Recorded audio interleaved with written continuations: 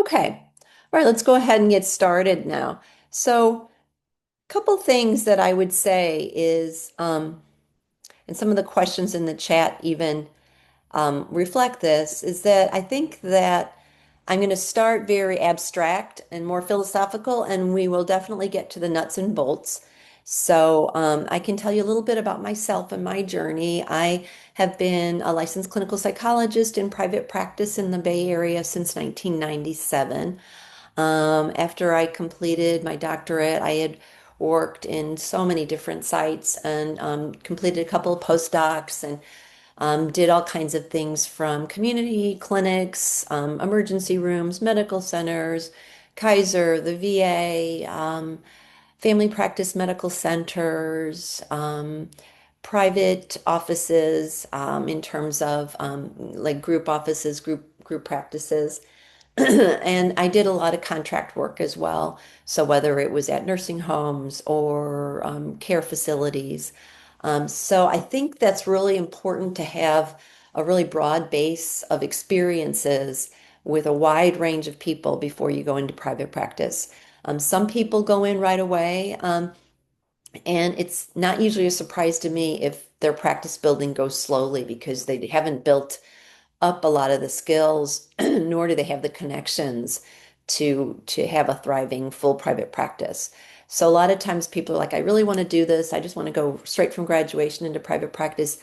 And generally, that can be done, but oftentimes it takes longer because you don't have as wide of experience. And so when people come to see you, it's harder to know how to treat them and you don't have as many connections. So after that, I went on to, after I established my private practice, and I was also teaching and doing assessment at that time. So I had always liked assessment as well as therapy, as well as the teaching and higher education. So eventually, though, I gave up the assessment because I didn't feel I could keep up with that in my academic work as well as my psychotherapy work, which I really loved. So, those were some of the things I used to do before. I used to do a lot of psych and neuropsych assessments, as well as psychotherapy, as well as teaching. So I think that I share that because I think when you think about establishing yourself and the kind of practice you want professionally, it's good to have several hats because your business will come from a variety of things. But also, it's good to have that because you'll develop skills in a variety of ways that will serve your, the people that come through your door in your private practice. So after that, I also pursued a lot of continuing education. I started going to year-long classes at the Young Institute. I was always very passionate about depth psychology and dynamic work. And so I started getting involved there and doing their year-long classes where I would train with other clinicians for a year and be in these sort of year-long intensives. So I really developed a lot of skills and knowledge in different areas after I got my degree and my license. And that became a really nice professional community for me. And I think that's something that we will talk about in this presentation is, finding your tribe and finding your group of people that work in ways that are aligned with you and your values and interests. So all of that set me up really well. I That helped with referrals, that helped with building a thriving practice, it helped with networking. And then I eventually applied for training at the Young Institute in 2005. I began there and I did my training to become certified as a Jungian psychoanalyst, and I was certified in 2012. So that became all part of a very intentional path to develop in this certain area that was meaningful to me. So I really encourage everyone to look at themselves and what's meaningful in that way. But that's what really worked for me. I have continued to have a thriving practice for almost 30 years now. So and I've combined that with academics and my work here as a dean and professor and so forth. So that tells you a little bit about my path. And along the way, it's always been really good to continue getting trained in things, and that's what I've done. So one of the things I would say, one of the first bullets here is to really know yourself. So I've have some cartoons here, so I don't want to be defined by who I am. That's kind of tongue in cheek for, know what you're good at. Not everybody is good at being a solution-focused therapist, nor is everyone good at being a depth psychotherapist. Know what you're good with. What's your jam? We will meet a bunch of people this afternoon in the professional pathways, and I think you'll hear from them that they really found their niche, and that's what they enjoy doing. So one of the neat things about this field is that it's so wide, and so it really depends on you finding what is right for you. Um, so I have a checklist that I've used. This came from a published article that was published in the California Psychologist many years ago, but it was kind of a countertransference checklist, was what I called it. And this might seem like, what does this have to do with private practice?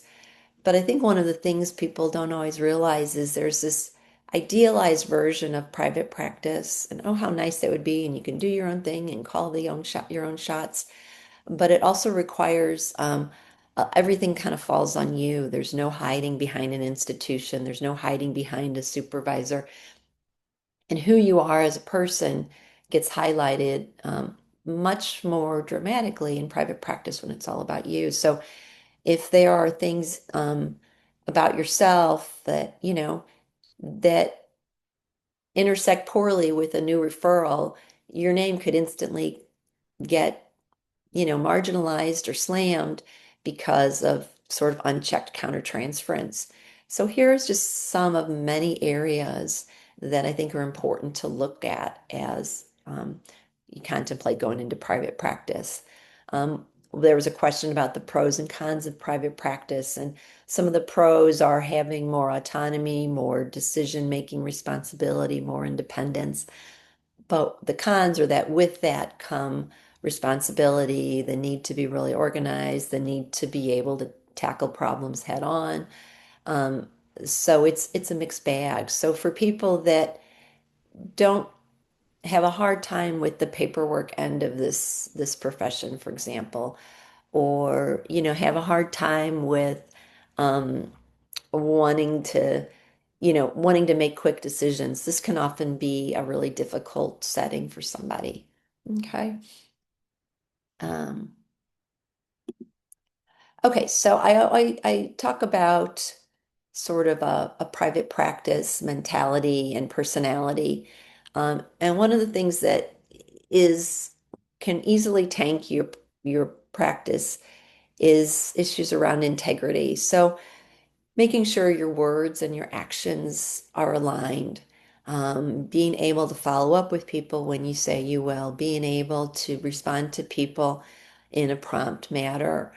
For example, being able to provide the services that you advertise. So, a new one I'm seeing a lot these days with the pandemic is people will bill themselves as a trauma informed or a trauma therapist, but that they only offer video sessions or they only offer telehealth. That's in direct opposition to guidelines, right? So if that is your thing and that's the only modality you offer, the these standards will be built on case examples that come forth in the courts. But what we know about people that are really profoundly traumatized is that telehealth may not be the optimal setting for them, for example. So if that's the only thing you're offering and you're not considering other things, there's a problem right there, right? And that's getting more and more the attention of licensing boards and legal boards and so forth. Okay. Um, so being relational and relatable. So relationships super matter in private practice. There's a lot of time and energy spent on being able to manage people's interests in you and what they need. Just as an example, on Thursday, for example, there were two people that had contacted me about working together through my private practice. And I didn't have the space, nor did I think that they were going to likely work out, given what they were needing. But it was very important to me to spend an hour or that on Thursday talking to those people and making sure that they got linked to services that were more appropriate for them and with people that were appropriate.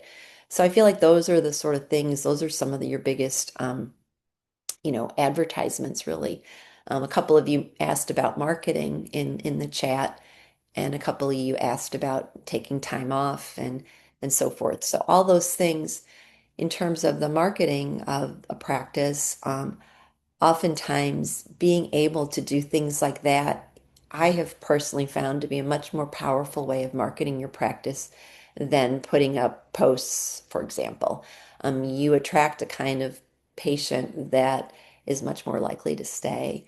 Of course, it's not an either or, but I think those are good examples of if I can't help that person, that will follow up later with someone else who wants to work with me and who was, you know, um, touched that I spent that kind of time with them. I've also had people that said, I'm not ready for therapy yet, but can I talk with you?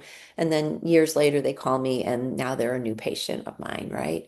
So it's things like that. The other thing around the integrity piece and a question around can you take time off and how do you do that? Yes, you absolutely can, but I think it's really important that, and this goes into the integrity piece of do you advertise your practice in a way that informs people of those? That's the really important thing. Do you do therapy that's aligned with that? So if you have a really erratic schedule and you take on people that need much higher levels of care, that's at odds with how you're practicing. So again, it's really being able to know yourself and know what kind of work you want to do, and is your practice aligned with that? Um, Okay. I think generally speaking, people that are in private practice, they have to be passionate about the work. If you're like, hey, I like being a mental health therapist, it's fun, it's interesting, but it's not totally my whole life. Think carefully about whether you want to take on a private practice. Again, it's not that one is better or worse. It's really about a level of care and dedication you want to put to it. And so, generally speaking, um, you everything falls on you when you're in private practice. And so if you're not incredibly passionate about it, it makes sense that you would not have as successful of a practice nor be as interested in that. Oops. Oh, sorry. Um, Hold on. This my oh shoot. Hold on. I have some people coming in and I think this got jammed up. Sorry about that, everybody. Let me go back to that. Um,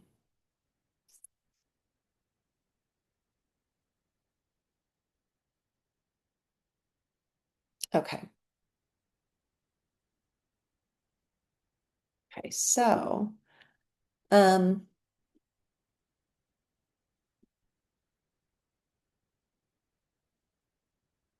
okay. Um, so I think that, okay, sorry about that. Well, people were coming in. So at any rate, having some idea about where is your passion lie, and if you like to work in groups, if you like to work with organizations, if you like to work with teams, working for an organization makes a lot of sense.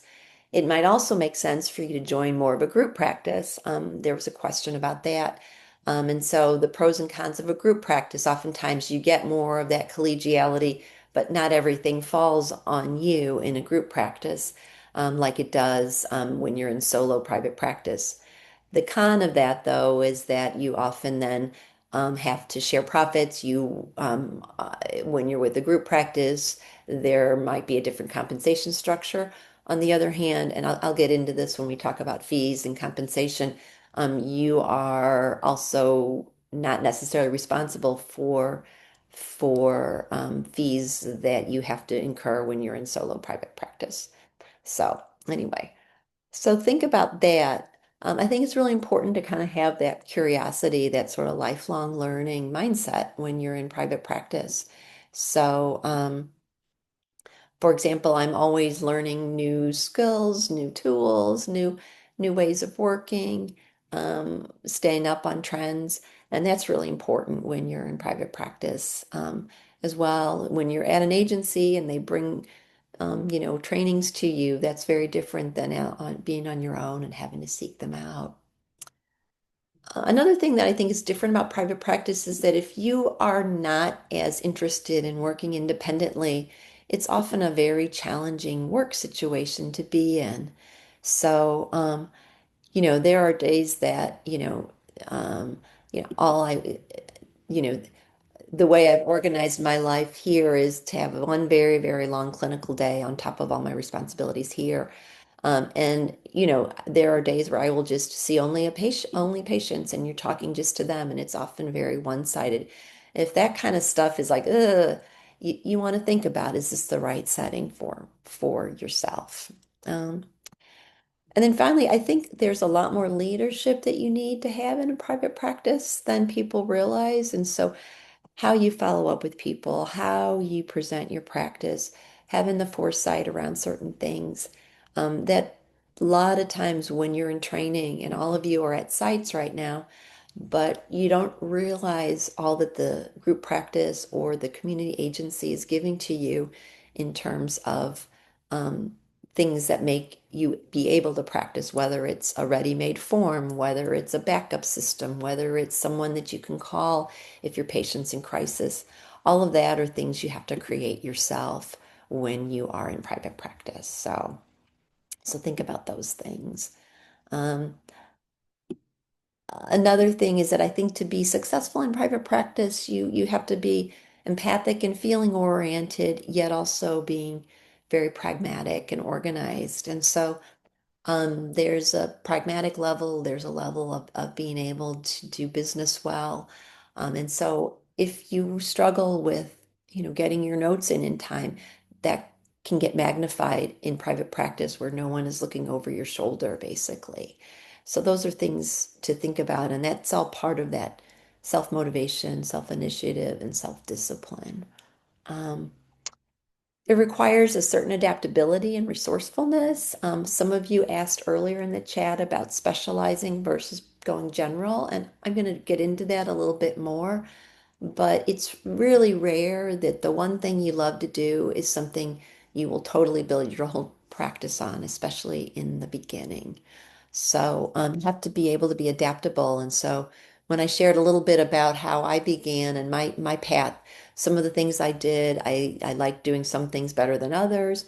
Some of the things that I gave up, I really loved doing, but I had to be mindful that no, wait, I can't continue to keep up on academics, teaching, and psychotherapy and everything in the assessment world. Something has to give. And so I gave up the assessment, for example, because that was the thing that made the most sense for me to give up. So you have to think about those kind of things and the trade-offs. Quick question, Dr. Yeah, Marlo. yeah, please. Um, for small group practice, you talked about this pragmatic and organized, and also there's no one looking over your shoulder kind of thing. Is there so two questions. Is there typically like somebody in a small group practice um, that is kind of looking over the operations or looking over the administration? In our community at One Life, there's like a team of people that kind of make sure we're getting our stuff in on time. Um, but in private practice, is there somebody that's typically like dedicated to that? Or does that tend to be like the owner of the practice? And then I guess the other question is there typically somebody who is handling referrals and bringing in new business, or does that tend to be kind of like a requirement to start with the group practices? You got to bring in, 25 clients a week or whatever. In my experience and with the group practices I know of here, unfortunately, it's very individualized. So for the most part, it tends to be the practice owner, because adding those staff people, and this is what gets forgotten a lot, this idea of, oh, private practice, it'll be great. but oftentimes they don't have the same resources that an organization has. So the referrals, the screening of all referrals, the operations, all that will fall on the practice owner. Occasionally, some practices will have like an appointment manager or a scheduler or some kind of administrative person, for example. Sometimes some practices will have someone that does more of the training and the intake coordination, but it's really individualized. So it just sort of depends on the group practice and the resources of the group practice. And then, like, keep in mind that the more they have people doing that, then that adds up the cost of the group practice, which could have an impact on you as a provider in the group practice too. Right. Okay. So, like everything, it's like the more bells and whistles they have, the more that's going to cost. And then that can impact the fee structure, for example, and the compensation structure. Okay. Yeah. So it's a good question to ask, and it's a good thing. Some practices will require you to be, to promote and to recruit and to bring in your own patients, that kind of thing. So again, generally speaking, the more responsibility you're given and the less they're doing, then your compensation structure should be higher. It's not always the case, but generally that's one way to think about it. Um, and generally, the more that a practice gives, then the more they can take from your compensation. I've had a lot of interns and associates ask me about that over the years, and sometimes they're shocked by I'm only getting X percent, and a lot of times they don't understand some of the pragmatics around what they would have to pay for certain kinds of insurance, or if they were renting the space themselves, cost of medical insurance, health insurance, all those things. A lot of times when I've done the math with the people, I'm like, I think you're doing actually just about as well as someone else would do in private practice without these kinds of hassles too. So, it really depends on the group, but there are hidden costs that people don't always realize. So, yeah. Are there kind of standard percentages, let's say in that scenario you painted where there's like all of the kind of fees and the space and everything is covered? Are there, let's say like an entry level associate, um, are there kind of standard practices? Is it like 50%? I don't know what the percentages are. Is there any kind of guideline you could provide? Well, again, I hesitate to do that. I've seen ranges of anywhere from 20 to 60%, which is quite wide. But the devil's in the details. And so it's like if we provide you patients, um, I remember an associate that was really put off by the fact that that the owner got a certain percentage of the cut, but these were all patients that were coming to the owner who she didn't have space to see. They wouldn't be coming to this associate who hadn't built up a reputation yet, things like that. So that group practice, they took a higher cut because that person wasn't getting their own patients. So it really, I'd hate to quote a statistic because people can get really, um, in the case of this person that I'm thinking of, they were very put off by the percentage rate, which I'm not going to quote. And um, when I had to unpack everything that they got that another person didn't get, who got a better percentage, that gave some clarity, but the person was still really adamant about, well, this owner is ripping me off kind of thing. And then they went into private practice on their own and they came back to me and said, "Oh my God, I didn't realize all these costs were so high." So it was like, so that's a story I hear not infrequently. So I would say think about the costs of what's embedded in that and kind of go from there. But those would be some of the numbers I've seen. But generally, when you're compensated at a higher rate, you're expected to do a lot more. Um, I mean, when you're compensated at a higher rate, they do a lot more for you. And when you're compensated at a lower rate, you're having to do a lot more. Does that help at all, Derek? Yes, thank you. Yeah. Can I So, jump in really yeah, quick with please. a question? So I have a personal friend who, she did this. She also is on this path and she's ahead, but I'm getting into the specialization area. Um, she decided to specialize, for example, in couples. And she became extremely burned out and couldn't figure out what was going on. And then she started having meetings with people who, big names in the field who specialize in couples. And they were like, oh, what she kind of got from that is like, I specialize in couples, but I also have a max of how many I have at a time Yes. because of the energy it takes. So they might have, 10 or 12 or whatever that number is. And then the rest of their practice might be some kids and some other, adults or another area to balance it. And so this is what's I'm really interested because a lot of people, oh, you're studying, what are you going to specialize in? And I'm always, I'm there's areas that I feel like it's more like who specializing in what I am to bring to various areas versus, there might be areas like, oh, I would totally refer that to somebody else. But I'm just curious about more information for us on specializing, not specializing, how to specialize with balance, Yeah. that sort of Yeah. thing. Well, that's where I would say these last three bullets totally are speaking on a more philosophical level about that. That if you kind of go, this is my jam, this is all I'm going to do, this is my comfort zone, it's just not how private practice works for the most part. And sometimes people think they have a couples problem, but they don't, for example. So the reason, how you bill yourself, how you sell yourself, you have to be prepared to work with whatever walks through your door, or at least refer them out, know how to at least manage them. So let me dive into that. Uh, Regan, I have a lot of thoughts on that, and it's very similar to the advice I've given so many of you in this academic path. Is basically what I've said is do not specialize too early. Be a very broad generalist first.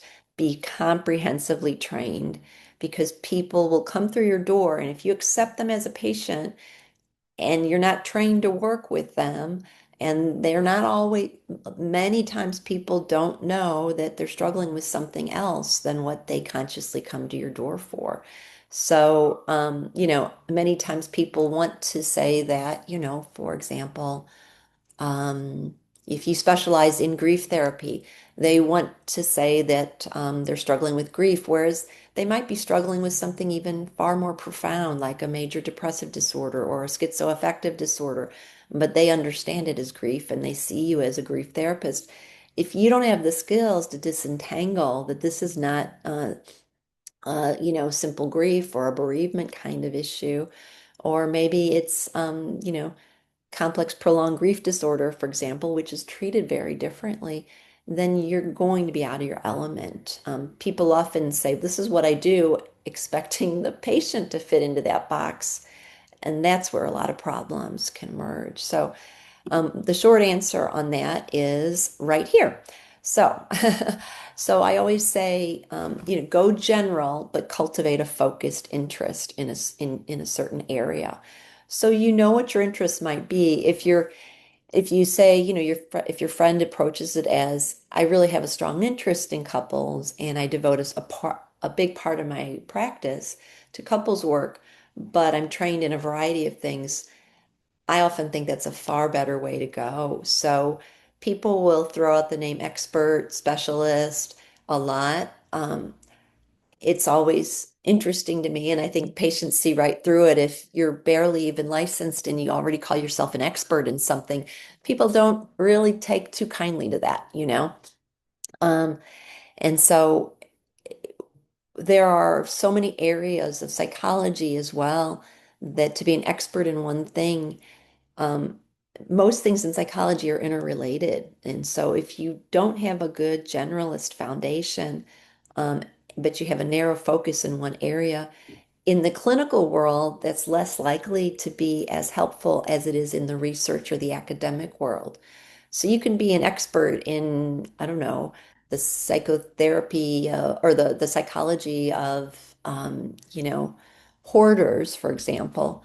But if that's the only thing you know and you're not well trained to know that this person actually is not hoarding, but they are grief strict and they're holding on to something because of that, that that's going to work against you if you have a very narrow focus. So what I often say is that a really specialized focus is kind of an academic idea, having this specialized area, because in clinical work, you're going to be expected to work with the whole person and everything they bring in. So, in terms of your development, I always say take advantage of academic and professional opportunities. For any of you who are in this seminar, and you don't have to be, kudos to you. There's always new information, and being able to take advantage. We have our Get Psyched series, for example, being able to take advantage of things that you might go, I don't have any interest in this. But if you know something about it, you might be able to help someone or refer on, or it helps you discover new areas. So I always encourage you to develop connections with the professors, your supervisors at your sites, your mentors. Don't hesitate to keep us posted. Many times, I might know of a job opportunity, or I might have a connection, things like that. Most of us, we really genuinely care about your training and you as people. And so um, I always say, stay connected with them, and developing a circle of supports in your training, and staying connected is really, really important. I've been here, like I said, over 25 years, and I have classes that I taught 20 years ago. Some of those students are coming this afternoon, and they're still in touch with people from their training, for example. They're in touch with people from practicum, or they ignite a new connection with somebody from the NDNU alumni group. So there's always ways we try to support one another, and those can often become beginning consultation groups where you can, bounce something off someone else, and also get access to resources. So like I said, think about going general but cultivating a focused interest. And a lot of times people get caught in this, well, I don't know this is what I want to do. And I'm more of the ilk of, go ahead and try it. You will often quickly discover if this is for you or not. And that's valuable information. So there were a couple of sort of training opportunities I wasn't thrilled to take. But I took those and I'm like, oh, wow, I like this more than I thought I would in one case. And then in another case, it was like, nope, I really, this is not for me. I'm not going to like this. And now I know better. So I think it's important to kind of have a broad base of experience to help you refine yourself. Other ways you can do that are from postgraduate fellowships and internships and training programs. So, um, last night I was teaching another class, and I presented my work, very depth-oriented, trauma-centered work from a Jungian psychoanalytic perspective. And one of the questions that were asked was, how did you get to learn all this? Do you have to go through analytic training? And the answer is not necessarily, although the analytic training really helped me. And it was, a deep dive for over 7 years and all of this. But the way I started was actually after I got my degree and my license, was starting with year-long courses for clinicians. And I started in a class called Intersections that was looking at the intersection of Freud and Jung and other depth-oriented perspectives and how to use that in clinical work. So I took that class, gosh, back in like 1997, 1998, as soon as I got licensed. And I stayed with those classes. Now, wherever I am, 30 years later or whatever it is, I teach those classes for students and for licensed clinicians. And I'm on the committee at the Young Institute for Extended Education, where we provide educational classes for people in a variety of things. So I highly encourage you to find your tribe. If your jam is DBT and CBT and ACT, connect with cognitive therapy centers, connect with people in that world. If your jam is humanistic or family systems, work with people in that way. There is a very good website, a listserv called the Peninsula Therapist Network. You can join that and you can get access to, I'm looking for a referral for someone who's got a fear of throwing up or a needle phobia, or someone who wants to do long-term relationally oriented trauma work. They will advertise different opportunities. So stay connected with communities. There's a lot in this area. Another thing I recommend is for your continuing education, which you'll have to do once you graduate. You have to do certain number of hours every 2 years. And so pick certain areas that you think are areas you want to emphasize in your practice. Those emphases can eventually become specialties. And again, you can even, you know, um, do as much or as little of that as you want in your practice or in a community site based on knowledge of your own self. So, Regan, what you shared about your colleague getting burnt out, it's a great thing to listen to. And it's like, I really like this, but something's happening. So, listening to that. So just because you specialize in something doesn't mean you want to do it for your entire practice. So I always say if you're in continuing education, you got to take it anyway. Pick certain areas, and you might start to see fellow colleagues at those places, and to stay with that. That helps you build up an expertise. It helps you build up a specialization. I can't say enough about professional consultation. It can be expensive, but it's actually less expensive than losing a patient because you don't have the skills and the training to work with them. So, especially in private practice, people don't want to pay for something that they're not getting a good service for. So, when you engage in these trainings, when you engage in consultation, people understand they're getting a higher level of care. They feel that most people that are paying private, particularly if it's out of pocket, are going to be wise about who they invest in. And so I was in regular weekly consultation for well over a decade, the first decade that I was practicing, for example.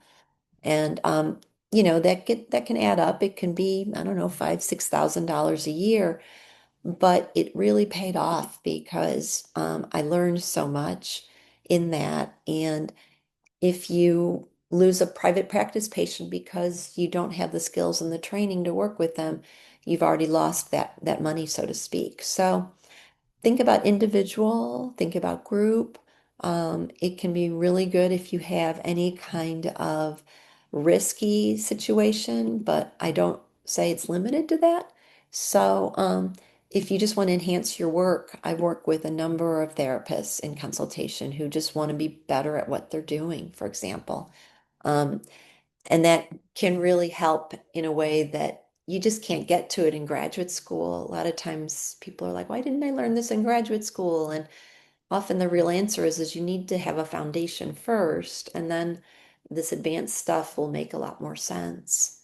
So I highly encourage that. There's group consultation models where a couple of you that are maybe in practicum together that really hit it off. You might do like a mini consultation group. And meet with a trusted consultant, and you all share the cost of that kind of thing.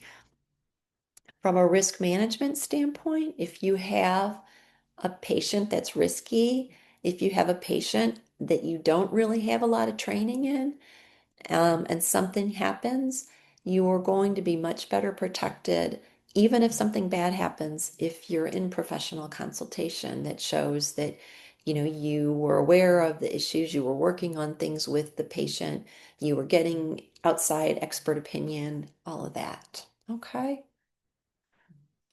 Any questions about that? Okay.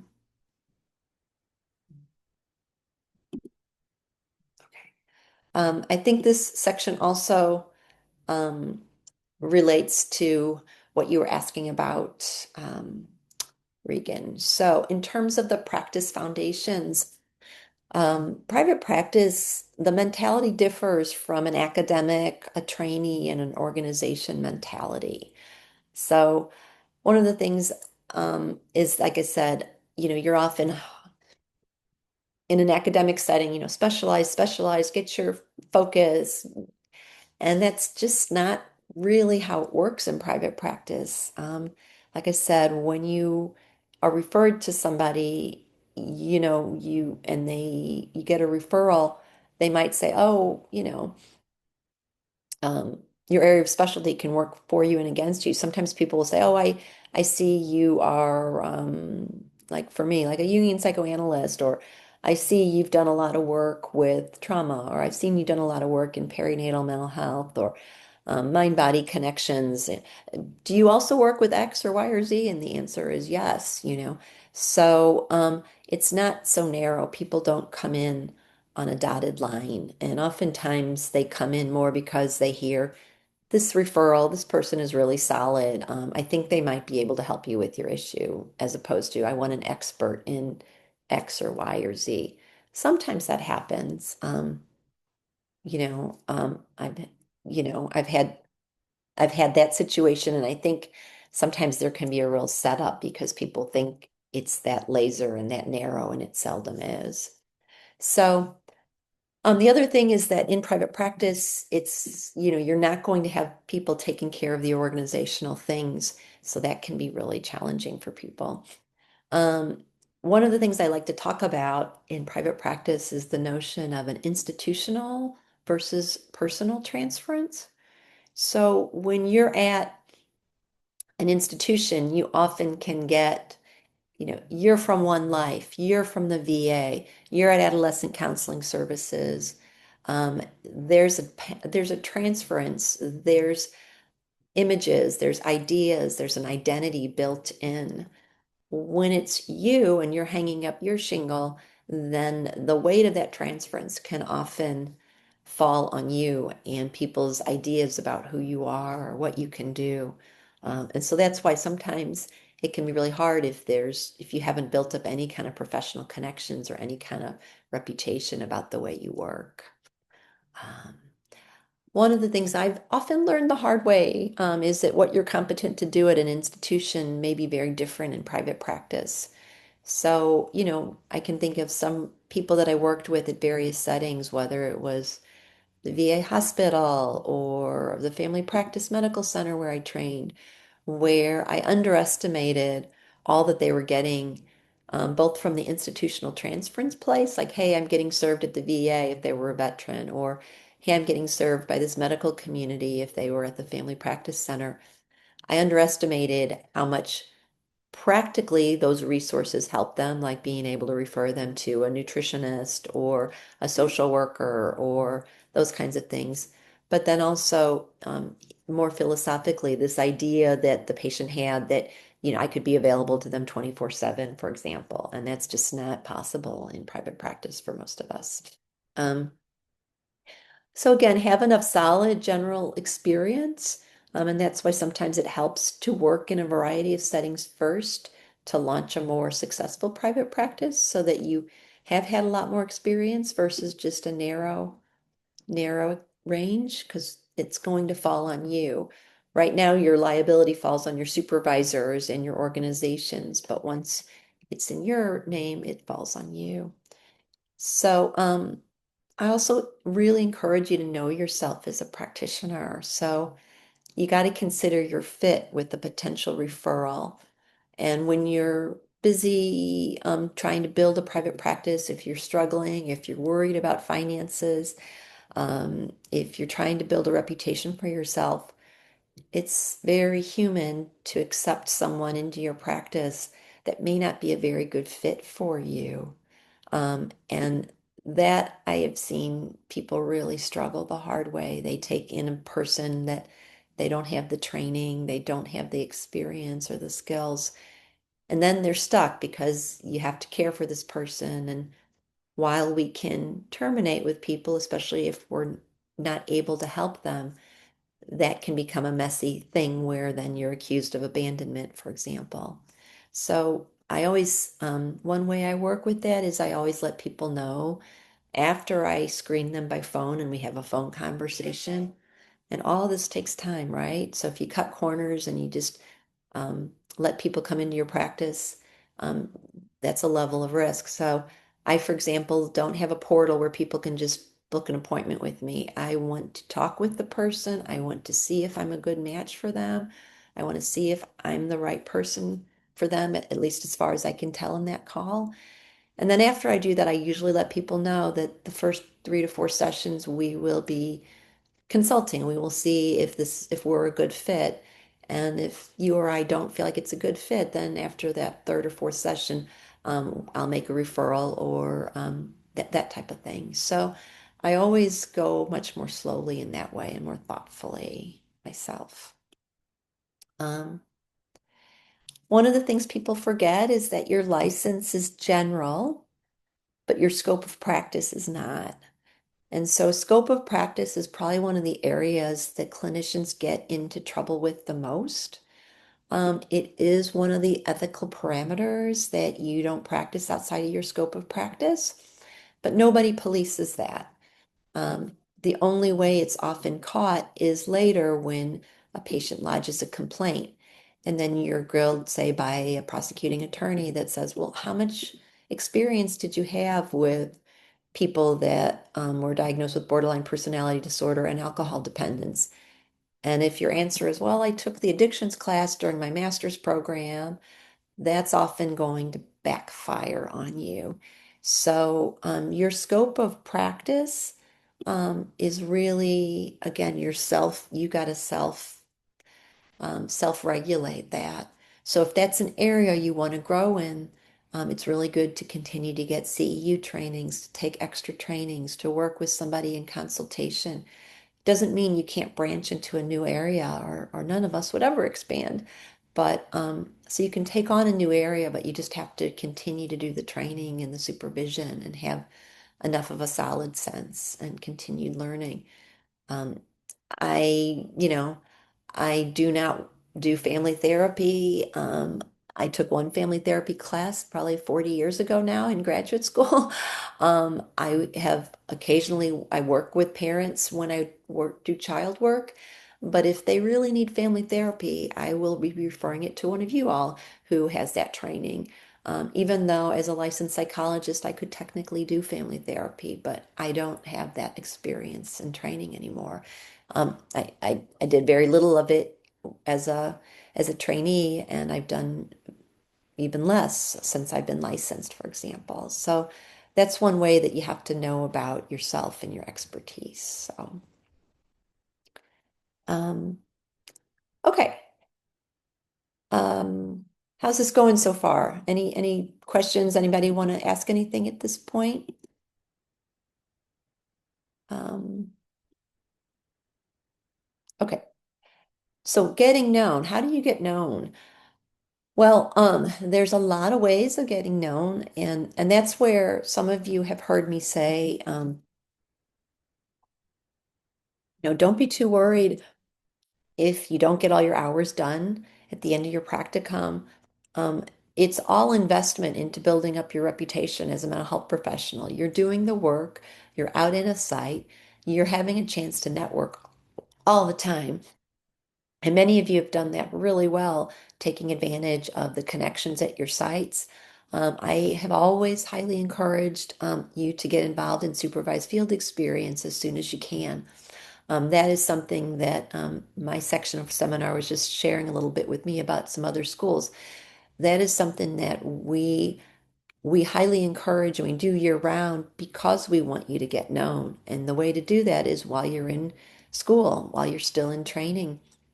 Um, we support that in ways that other schools do not for that reason. And so that can be really helpful. The other thing too is that we allow you to count your hours in those trainings. If they're countable in SFE, they're countable in practicum, and we allow you to do that to defray the stress of practicum. So start getting known if you have time and you have a light year. Say you take a longer time to get your hours done. You take 4, 5, 6 years. That's no big deal. Some of my students that have taken 5 or 6 years to graduate are able to start their private practice much sooner because they've spent 3 years as a student building up their reputation and getting training. So think about your investment in real life clinical situations as always being stepping stones to building your practice. But so if you have a lighter academic year and you want to start taking classes at a variety of sites, the Community Institute of Psychotherapy, the Berkeley Institute of Psychotherapy, the Psychotherapy Institute. There's TPI, BTI, CIAP, these are all training organizations. So that's the Community Institute of Psychotherapy, the Berkeley Therapy Institute, the Psychotherapy Institute. Um, and then all of the different psychoanalytic institutes have classes for students and for professionals. Um, the Cognitive Therapy Association, there's all kinds of associations to find your tribe of people. I highly recommend you start taking continuing education classes there. You get to know other professionals. You get to meet other people that you might who might supervise you. Getting involved in consultation and consultation groups, as I talked about, the continuing education.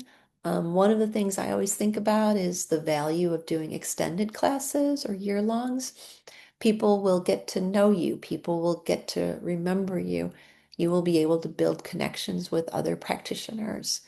Um, I've often taken classes in areas that I wanted to know about, but that I didn't want to necessarily do. And that was a great way for me to learn about someone that maybe does a kind of therapy that I don't really do. And then I can refer a patient to them because someone might come to me and, someone might say, hey, could you do exposure and response prevention therapy for blood phobia. And I'm like, no, that's really not what I do.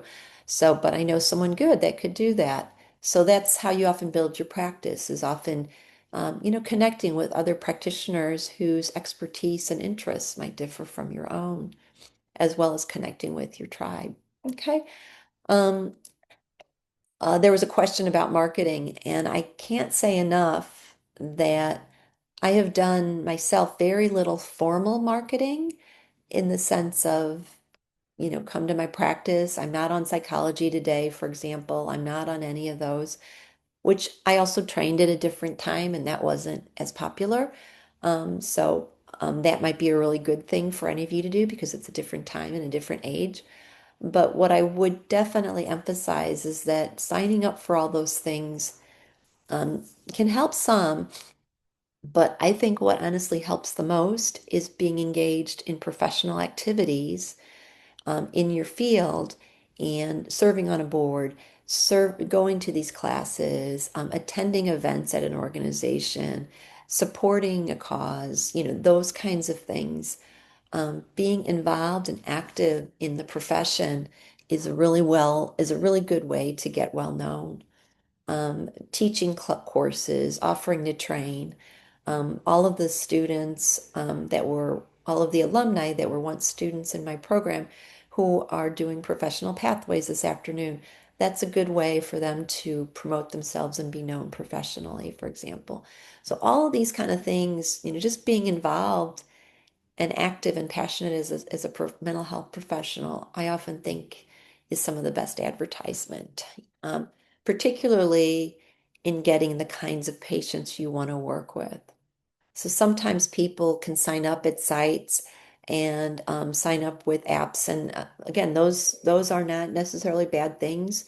Those are all really good ways to get started and to grow and build, but you have to be judicious because their values and approach may not work with yours. But if you're doing work that you love and you're working in ways that you love, then you're more likely to attract people that you'd be a good fit for in private practice. Francis.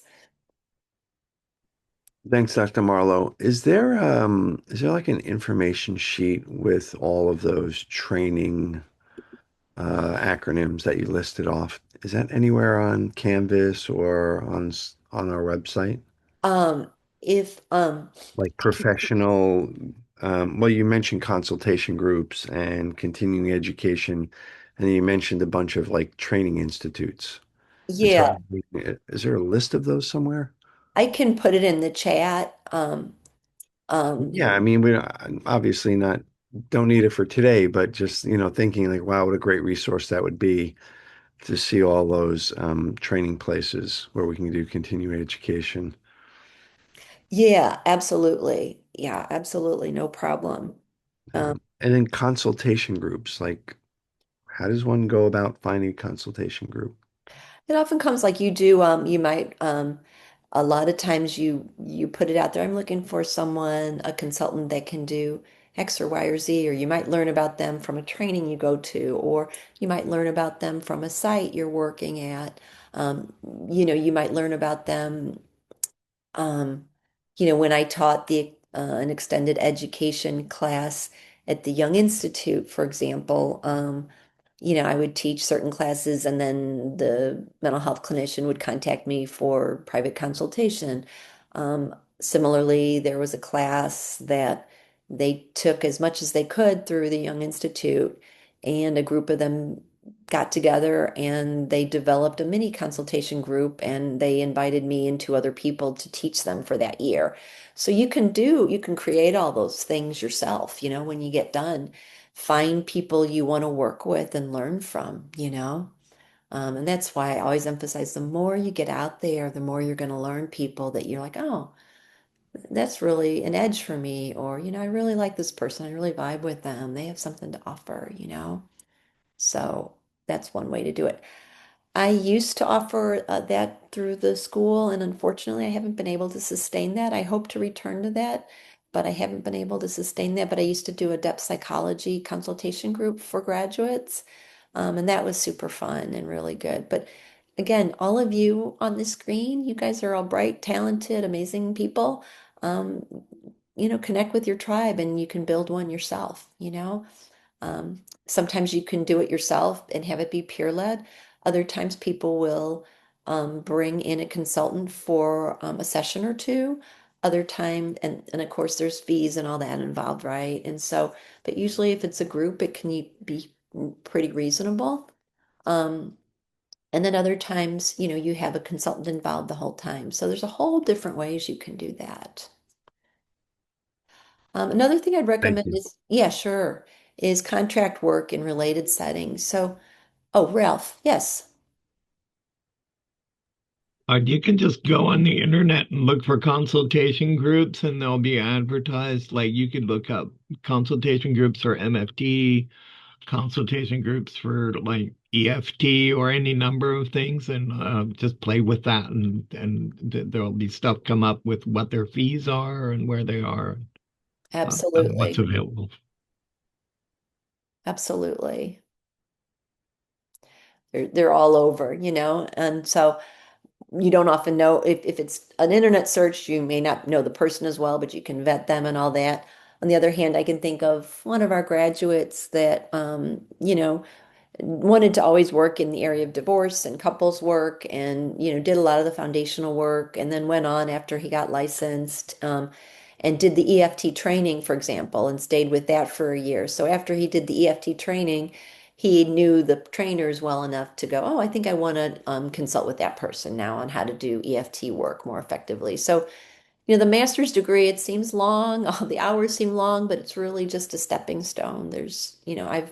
I've learned far more outside of graduate school than I did in graduate school, and I had amazing training in graduate school. It's just only so much you can learn in a few years, right? So it's really a career for lifelong learning. Um, I would also say, again, just being mindful of who you take into your practice. If you're worried about finances, if you're worried about being busy, if you're worried about getting experience, do not take in someone into a private practice that you feel you really are out of your league or you have worries about or you don't think they're suitable. That can lead you into all kinds of legal and ethical issues later on. And so if that's a primary driver, I encourage you to do contract work. You can do certain short-term teachings, you can do short-term gigs, you can do per diem work. You can do that where it's being done through another agency so you don't absorb the risk through your practice. So if a lot of these firms, especially telehealth, is really burgeoning right now. A lot, you may not see yourself forever being there, but they look at the agreement there, look at who owns the risk of the clinical risks. Some of those sites put the clinical risk on you, so be aware of that. And I would caution you not to sign on to sites that are like that. But you can do short-term contract work. You can do per diem work for psych services or crisis services. There might be some assessment work that you can even do in short-term basis, but those are all ways that I grew my practice. That helped me professionally. So, okay. Francis, yes. Thanks, Dr. Marlowe. A little bit off topic, but you mentioned like about not getting hours for practicum. Like, so once we finish, like, I won't achieve 280 hours by graduation at my site. And so I'm starting to look up ahead around the corner. But how do I connect with supervision? Like, do I lose my supervisor like after the practicum is done, after, or as long as I'm like, if I stay with my practicum site, I maintain that supervisor? Absolutely. Well, it depends on the organization, but if they're taking you on as a trainee, they still have to provide that supervision. And if they take you on as an associate, they still have to provide that supervision. Right. So in the case where like I won't get 280 hours and well, okay, maybe I stay where I'm at with the agency, I still continue to get that supervision through the agency. Correct. Correct. And then if I leave that agency, I have to then secure supervision somehow. Correct. Wherever Correct. you're training. Yeah. Unless they terminate your contract, right? But they can't keep you on and not provide the service. Right. No, no, I get it. I'm just like, if I leave my practicum site and I go to a different site, they'll provide supervision there, I assume. Yes, exactly. Yes. Okay. Yes. Okay. Is it possible to find like someone who will supervise me and allow me to still like, do I have to be at a site to collect hours? As an associate, yes, you can't do it in private practice because that's against the board regulations. So you have to be, Okay, maybe a little bit more conversation, but thanks for answering that, and I appreciate it. sure, sure. Okay, so in terms of like listservs, websites, there's like BAPA is a great organization, the Bay Area Psychological Association, that is good. The Peninsula Therapist Network, that's a great listserv you can join. So those can be really good. There's Camped CalPCC, um, and um, certain organizations that you can join like through some of these training institutes. So keep that in mind. There's also ways to promote yourself with websites, LinkedIn, other kinds of social media, Psychology Today, and other profiles. So, um, and then again, oh, in addition to Campton, CalPCC, there's often county organizations, and so the East Bay, Marin, that type of thing. You can often join organizations like that. But again, like BAPA and the Peninsula Therapist Network, those are good organizations that you might think about joining. In terms of getting known, I'm going to try to get through this a little more quickly. Sorry, this has taken so long, but like I said, diversify your resources. I always say responsiveness matters, even if you can't take the referral. People remember that. It comes back to you, that it says a lot about your dedication as a therapist. Acknowledge and thank your referral sources. I always tell people add a sentence in your consent form that says that the patient gives you permission to thank the referral source. I think I've only had one person say no to that in 30 years. Um, and usually it's just a matter of professional courtesy, and you just simply say, thanks for sending, this person to me. Um, and I use the minimal information possible, but people like that and they remember that. Okay. Well, there's a lot of questions about fees and so forth, so I'm going to try to get to that. Be mindful that, if you advertise yourself as only doing telehealth and you're working with people who have clinical conditions that might be ill-advised to be solely, if you're solely a telehealth person, that's a growing edge of concern.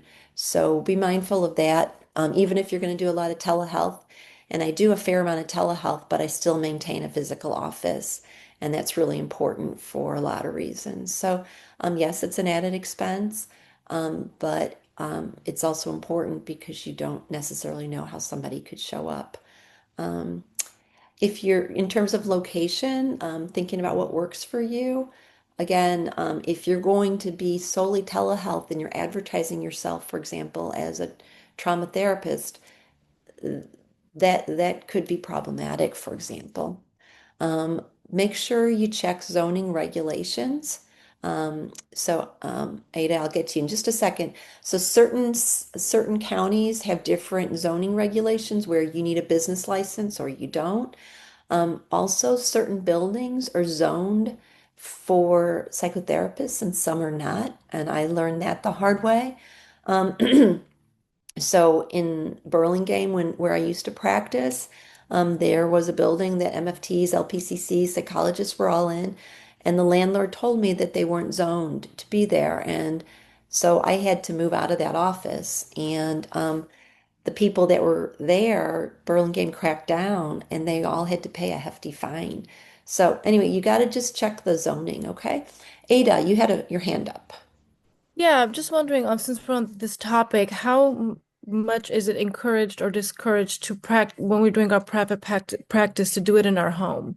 I know that sometimes people do, clients or patients come to the home. Is that looked down upon? Is that safe? Is that, how do you feel? What do you feel about that? Really depends. I think that, I don't want to sound like a hypocrite, but don't, if you're new, if you're not as vetting people as carefully, even as an experienced person, it's really hard for me to know after 30 years. You just never know. So you're always taking on some risk. But if you're working with people, you have a long-term established relationship, that's going to be very different than accepting someone into your home that you don't really know and you don't have a good relationship with. It's also true you have to check the zoning laws. So some counties say you may not see patients in your home depending on where you're living. So again, if you advertise that you're seeing a full private practice out of your home and that violates your zoning laws, that could be a problem for you. Okay. Um, I always say with the offices, the first impressions can matter. And does the space reflect you and your practice? And so with the rise of telehealth, people aren't thinking of these things as much. Again, it's a burgeoning, it's an emerging area. So it will just take a few lawsuits before precedents are set. But again, one of the things that they're very clear about is that, if the patient is clinically able to receive services safely through telehealth, then you can do that. But that can be kind of a wild card. Um, I always say that there's a benefit to investing in some of the furnitures and the supplies. You want to make sure that you have what they call a two-lock system in your private practice. And if you're doing telehealth, that you have totally secure connection. So the two-lock system was always you should have two locks between you and the patient's records. So there should typically be a lock in your waiting room and then a lock in your private practice office.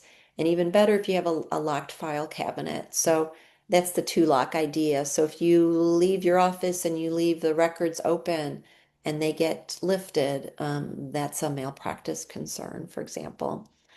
Also, soundproofing considerations. Soundproofing is terrible where I've been in so many offices, and you got to be really mindful of how sound can travel.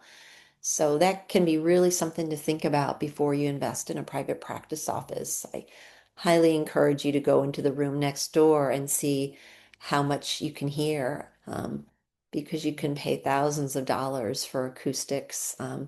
You can hang rugs on the walls, you can have sound machines, but a lot of the buildings have, these fake ceilings and the sound travels right through the ceiling and you can hear right into the next room. So you don't want to sign a lease and have that problem to deal with.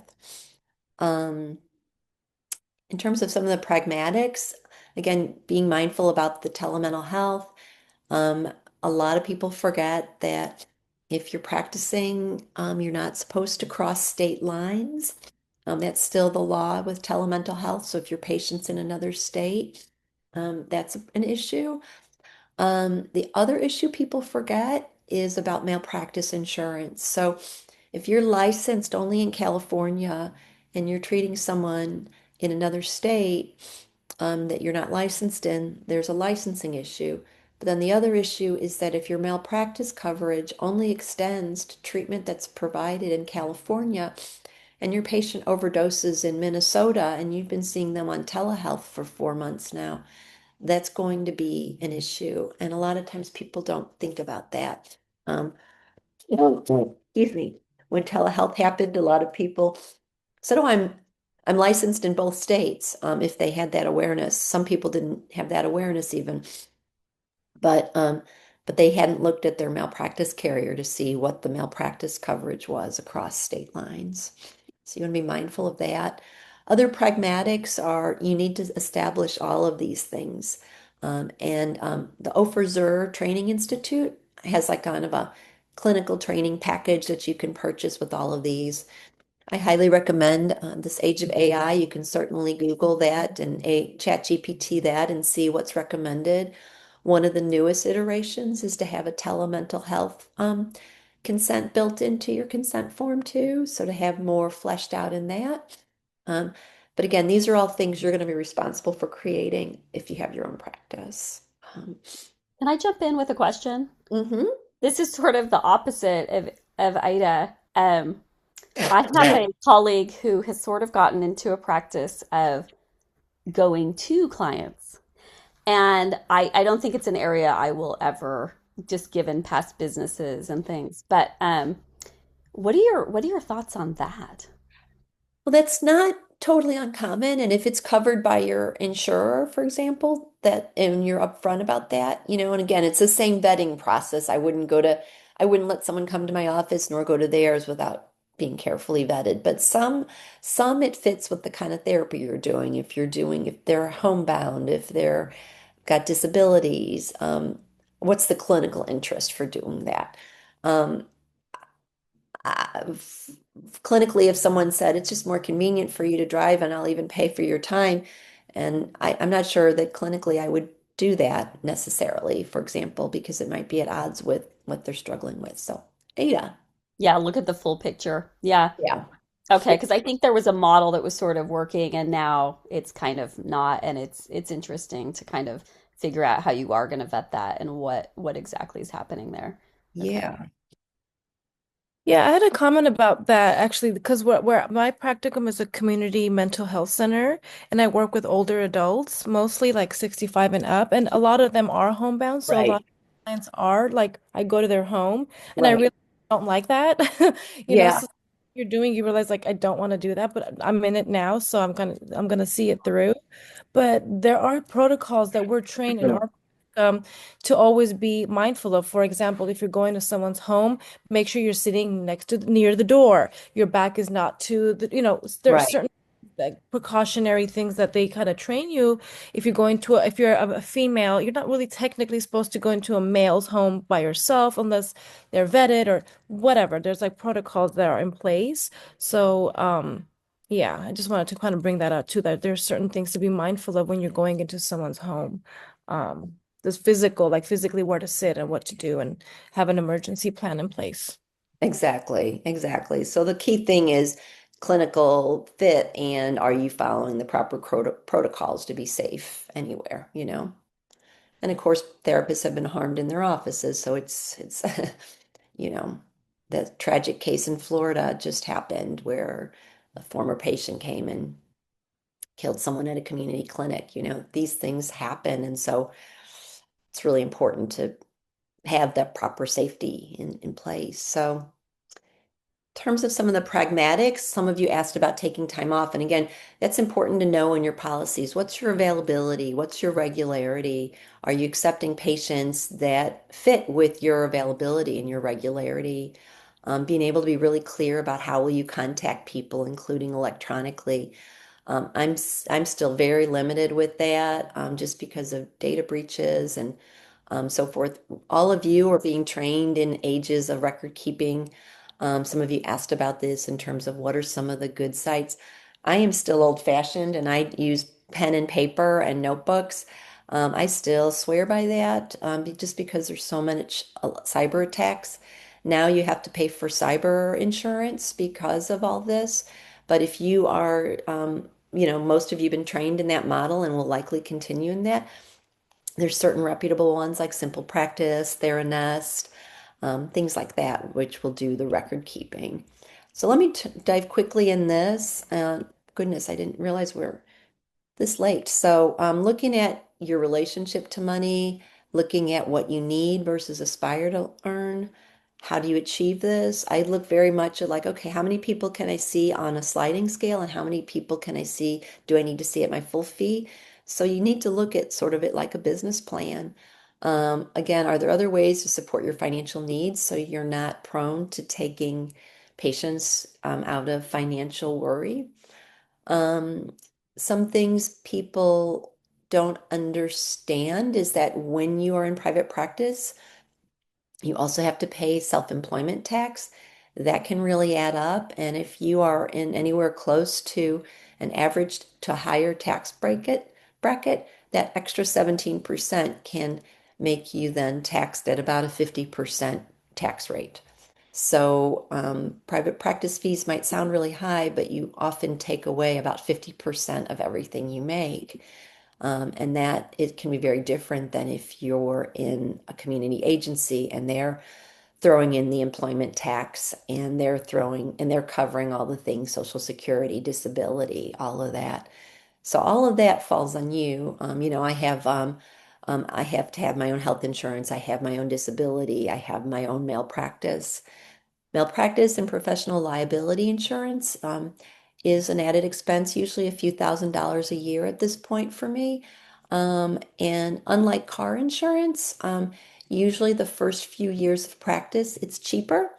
But the idea being that you have less patients that they have to worry about. You've treated less people. So the insurance will go up and generally plateaus after you've been practicing 7 or 8 years. So some of those expenses, keep in mind the self-employment tax, keep in mind those things you have to pay for that might be covered at a community site that covers your benefits. The cost of an office, that's good for you guys now. Office costs are going down. Pre-pandemic, it was a nightmare to get even a small office space. That all changed in 2020. I mean, I had to leave one of my office spaces and it was just fortunate and again just networking and being connected that a colleague had an extra space in their suite, but there was no small spaces available and landlords were charging out the nose for it. So keep in mind about that. Office space can run you, depending on the size, anywhere from a few hundred if you're subleasing a couple days to 1 to 2 grand a month. Okay. You need to check with the county you're in to see if you need a business license. And um, there are options for incorporating. I would advise you to, I'm not going to get into that in this presentation, but there's some pros and cons to that. And it doesn't necessarily protect you from certain suits, which a lot of people think it does. So in terms of bills, what you do, I always say set a standard fee. If you're going to do fee for service to own that, if you will accept or bill insurance, there was a couple questions about that. I'll try to answer those at the end. You can have a sliding scale. Yes, absolutely. You can set that. Um, and that's really up to you and your call, but you should have a standard set fee that you then that is true for everybody and a standard scale where this is how low you'll go. Um, in terms of acceptable forms, there's obviously cash and check and credit cards. I would caution you about watching payment apps, especially things like Venmo and PayPal. They are not secure. And so, if it says I'm paying you $250 for a session of psychotherapy, that is a confidentiality breach and that could be easily traced. I know situations where the therapist didn't worry about it. The patient Venmoed them directly. It was clear that it was a therapy session, and a litigious divorce attorney went after their records because of that paper trail on Venmo. So even if the patient says it's fine, I don't do that. The only one that you can do that's bank to bank is Zelle. And so I do that with people that I trust. So if they Zelle you to the wrong number, then you're out of that money. That's the one downside to Zelle, but it is confidential and it's bank to bank, so that can't be traced. In terms of cancellation policies, it's important to have that in place. If people don't show up or cancel at the last minute, my standard approach is usually to give one person a courtesy and I have a conversation with them and I say, I understand, um, but in the future, just remember that you'll be charged if you cancel with less than 24 hours notice or less than 48 hours. You can set the time as the practitioner, depending on what's right for you. If it becomes a chronic thing, then I always say it has to be addressed clinically. Um, so again, it's often a clinical issue that's going, hence the cartoon about can I talk to the part of you that pays the bills, you know? So again, you have to work with that clinically. Um, that said, probably the biggest piece of financial advice I would say is that do not let people incur a high debt. I have a monthly billing system. If you're unsure about someone, you can have them pay as they go. I do it both ways, but I will bill people monthly and ask them to pay in full by the 15th of the month. If they run up a bill, then I will ask them about it in the next session. You know, I will ask them about what's happening here and let's do that. I've never gone after anybody for not paying their bill. That is often a good way to get falsely accused of something, and I've just sort of eaten those losses. Um, I know other therapists that have gone after people, and it hasn't always worked out well for them. So, um, that's just not my way to do that. My way is to not incur a high debt to begin with, and I will cut the losses if that's what's happening. You know, if they're not paying their bill, it's really about you being comfortable having a conversation about fees and money and what's happening. Oftentimes, it's a countertransference issue there. Um, in terms of billing, there's a lot of payment apps that are built into things like Simple Practice and Theranest. Those are two well-regarded platforms. And they often do all that for you, which is one of the attractive things about having that. I don't have anything like that, so I use just simple QuickBooks, and that's always been what has done my billing over all the years. You want to be mindful about not having that kind of information. I don't have that, for example, on my computer that I bring to the university. I keep that very separate because that could, you know, if that got broken into, that could be the basis for fraud, for endangering patients, all kinds of things. So I keep that very, very secure. Yeah, Ralph. For your progress notes, did you keep those electronically or do you keep for your progress notes in paper? Paper. I'm still paper. Yep, I'm all paper. So the only thing that I have electronic is the billing records. So these are some, like I said, the most of you will probably do electronic. That's how so many people are trained. But in private practice, and oftentimes you have no choice in an agency that everything's electronic, so you have to be mindful how you use those. In practice, your own practice, though, you have that choice. So here's some systems that are both, you know, electronic record keeping and payment systems. Keep in mind, Spruce is another one. Again, read the fine details. They will take a certain cut. That might be worth your time. It may not be worth your time. I found that, like with Spruce, I was just as able to hold people's credit cards in my own secure file as what Spruce provided without paying them a cut of what I was charging people. So anyway, okay, gonna stop right there. Let's see about questions. Were there questions that I didn't answer? Um, uh, let's see, a lot here. Let me see what I can do here. Um, so Lisa, I think I covered the pros and cons. Yeah, okay. Um, again, I think when you manage, the guilt, the ethical client care, I think again, it's managing your countertransference. And so, making your practice aligned with what you need to do is really important, hence vetting people carefully. Um, I hope, Derek, I've answered your question. What can you charge? Good question, Lisa. It's really dependent on where you're living. So, some paradoxically, people in San Francisco charge less than people on the peninsula. One reason for that is the higher costs of real estate on the peninsula.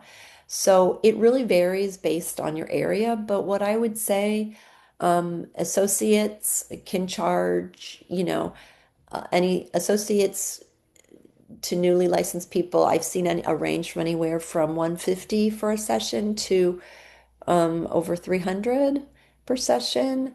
So the more seasoned you are, the more experienced you are, the more people will pay those rates.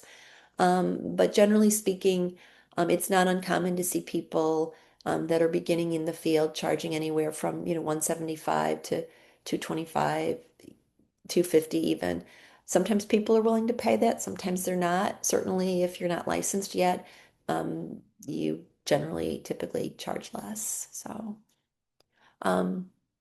Ralph, you had a question on that? Yeah, and when so you can start a private practice as an associate MFT, but your hours that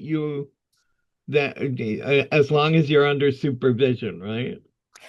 I would defer to you to consult with the board on that because there's been a lot of tricky nuances there, and I don't want to misspeak that. All right.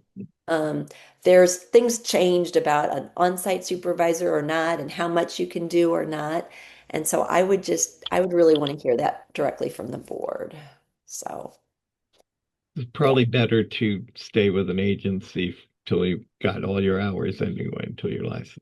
So, I think it is. And that, Ada, your question, when is a therapist considered ready? I mean, only you can decide that, but I think you need to be able to be mindful of all the risk you're taking on. Do you have enough training and experience to really do it on your own?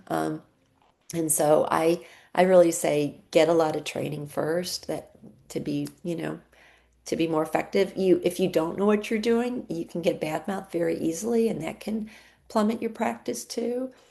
So I always say, think about doing it in stages, especially if you're newer in the field. Um, how to be successful financially. I hope I answered that. Again, I look at how many hours, what hourly rate do I need? What do I need to make? How could I accomplish that with my full fee, as well as I'm devoted to people being on a sliding scale and low fees. So I've always saved a certain percentage. In general, I save about 30% of my practice for low fee, and another 10, 15% for sliding scales. So usually about 50% of my practice is low fee and sliding scale, and about 50% is full fee. And it varies depending on how busy I am and things like that. So, um, if you have solo practice and need to take time off, who do you leave your clients with? You can do that individually with colleagues that cover for you. You can discuss with the therapist, with the patient, do they feel ready to take some time off to match your schedule? So you always have to guide it with the therapist's, your therapist intuition, needs, clinical skills, and the patient needs. Um, so if you're in private practice, I generally have had other people at other private practices covering them, but you could certainly give them resources for community referrals as well. Again, those are some of the things that you should know. Maybe to answer that question too, is you should have answers to those questions before you hang up your shingle, kind of thing. So make sure you know those things. How do you pair with insurance? You can submit to insurance panels and you have to apply to be on their panel. And if you meet their criteria and if you agree to their terms, then that's the way to work. And so you have to be mindful of their terms and their contracts. For example, some places will say, if your patient misses, we're not going to pay for it. So you have to eat that. If you, as a private practitioner, you sign on to their insurance, that's what you have to abide by. Though I did some of that very early in my practice too, and it's rough. The patient doesn't show and you can't charge them, but that's what the contract was that you signed. Handling the administration duties, again, unless you have, again, if you're not prepared to handle that yourself, then this might not be an optimal place for you, unless you can really hire somebody. And again, that you still have to be the one to advise the administrative person. So you really have to absorb all that and be knowledgeable of taking that on before you make that leap. Um, um, so I'm not sure, Derek, about your comment about particularly you said you're not supposed to serve people you know. Um, not sure what you mean for that, but Um, yeah, just about in one of our classes we talked about how typically you would potentially network your business to people but you're not supposed to take on, friends and family and people that you know directly as clients. So the marketing might be a little bit different. yeah, I actually don't tend to market myself to people that I know that directly that I couldn't take on as a patient. So I try to build my connections in these other ways and people I know that way, but less, really close people that I know I wouldn't take on as a patient. I'm not going to market to them per se, or I'd be very clear about obviously we couldn't work together, but perhaps people in these agencies you're affiliated with might be interested. So that can be another way. Um, Great, thank you. and Frida, about recommendations when it comes to getting approved for insurance, the biggest thing I could say is if you're able to work in areas that are less served by that insurance agency, you're more likely to get approved. So if you're in a less popular area that still has demand, that's one thing to think about because they need to have providers in areas that they serve. The other thing is if you have a broader skill set and you emphasize here are all the different modalities and things I can do. Um, for example, there's a real lack of people that know how to do certain child assessments, for example. There's frequently a need for family therapists. There's frequently a need for couples therapists. So certain areas are more or less popular, and you might work with the insurance agency around what are they needing too, if you're denied. So what kind of training are they looking for, and being able to either develop that or make sure you advertise that. Lisa, I think I answered your question. Emma Wilson, private practice with children. I'm always very upfront before I engage with a child. Here's what it's looking like. Here will be parent sessions only. Here will be joint parent-child sessions. Again, those are really clinical things that you should kind of have an established way of working before you launch into private practice. So I generally don't have longer sessions due to parent-guardian meetings because children's attention spans generally don't work better for really marathon sessions. If you're feeling a need for that, you might need to book a separate parent guardian session that supports the therapy. Does that make sense? And then should they be involved again? That really comes down to your clinical training. And it's like there are some sessions that it would be good for kids to be involved in, and others that would be inappropriate for. So, um, what systems are most important to solidify? Certainly, you have to have all of that solidified before you hang up your shingles. So you want to have that solidified, the billing, the documentation, the scheduling, how you're going to manage all that. That's all part of your private practice business plan. Um, Setting fees, look at what other practitioners are charging that are similarly trained and have similar levels of experience. That's part of the ethical guideline. And then look at your business plan. Okay. Derek, I think I talked about the solo versus group. Um, Frida, I think I answered that question. Danielle, I think I asked. Yeah, so in terms of therapists getting paid from insurers, you have some control over that. If you contract with that, you might tell your patient, I do not accept insurance payments directly. You can bill your insurance, but you will get the payment. For example, you can negotiate that with your patients. And then you're not delayed. If it is delayed, it is a hassle, and you often have to stay on the insurance company. It's often where having an administrative person that they do all that for you is necessary. So again, you need to be mindful of what contract you sign, and if the insurer says, no, we only pay therapists directly, then you might have to anticipate that in your cash flow, in your business plan, and negotiate with them.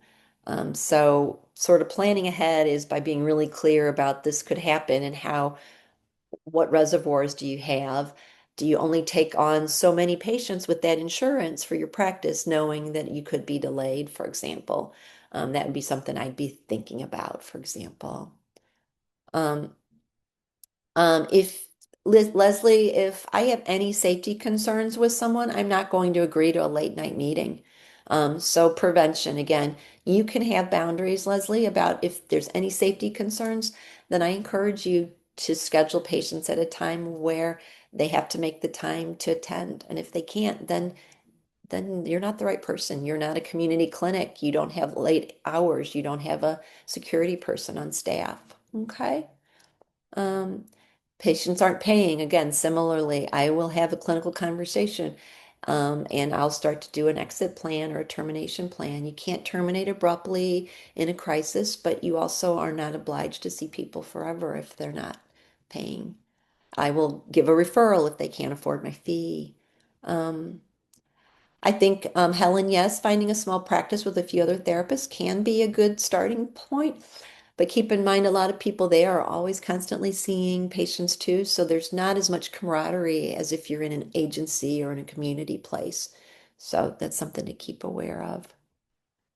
Um, I don't know the costs anymore, Ralph, the latest cost for all that. So I'm sorry. You'd have to look that up. I apologize. I don't know that one. Derek, yeah, Derek. Okay.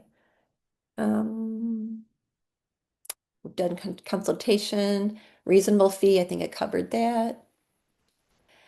In choosing my location, my clinic, my population, my geography influenced it. What was convenient for me with my family, my where I wanted to practice, and the university. So for me, it was all pragmatic around that. I don't think a certain area necessarily will have more clinical thing you're looking for. So, okay. All right. Sorry it went a little over. Sorry, guys.